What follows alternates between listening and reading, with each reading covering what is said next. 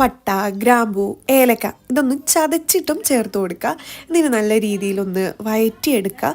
എന്നിട്ട് അതിലേക്ക് കുറച്ചധികം കഫ്സ മസാലയും മാഗി ക്യൂബ്സും ഇട്ട് കൊടുക്കുക. എന്നിട്ട് നല്ല രീതിയിലൊന്ന് അത് വഴറ്റിയെടുക്കുക. പിന്നെ അതിലേക്ക് ആവശ്യത്തിന് അരി ഇട്ട് കൊടുക്കുക. അരിയും ആ മസാലയും നല്ല രീതിയിലൊന്ന് മിക്സ് ചെയ്തതിന് ശേഷം മാത്രം അതിനാവശ്യമായിട്ടുള്ള വെള്ളം ഒഴിച്ചു കൊടുക്കുക. പിന്നെ അത് രണ്ടും നല്ല രീതിയിലൊന്ന് മിക്സ് ചെയ്യുക. എന്നിട്ട് അടച്ച് വെക്കുക. പിന്നെ കുറച്ച് വെയിറ്റ് ചെയ്തപ്പോൾ നമ്മുടെ ചോറ് അടിപൊളിയായിട്ട് റെഡിയായി. പിന്നെ നമുക്ക് സൈഡ് ഡിഷ് വേണമല്ലോ. അതിലേക്ക് നമ്മൾ വറ്റൽമുളകും വെളുത്തുള്ളിയും ഉള്ളിയും കൂടെ കൂട്ടിയിട്ട് നല്ല സൺഫ്ലവർ ഓയിലിൽ ജസ്റ്റ് ഒന്ന് ഫ്രൈ ചെയ്തെടുക്കുക. വെല്ലവും കൂട്ടിയിട്ട് ഒന്ന് ജ്യൂസ് മെഷീനിലിട്ട് അരച്ചെടുക്കുക. പിന്നെ ഓയിലും കൂട്ടി ജസ്റ്റ് ഒന്നും കൂടെ ഒന്ന് നല്ല രീതിയിലൊന്ന് ഫ്രൈ ചെയ്യുന്ന പോലെ ആക്കിയെടുക്കുക. ഒരു നല്ല ഒരു എന്താ പറയുക, അച്ചാർ പോലെയല്ല, കുറച്ചും കൂടെ ഈ ഒരു രീതിയിലാക്കിയെടുത്തതിന് ശേഷം കഴിക്കും. പിന്നെ മയോണൈസ് ഉണ്ടായിരുന്നു. Thanks for watching. ബൈ.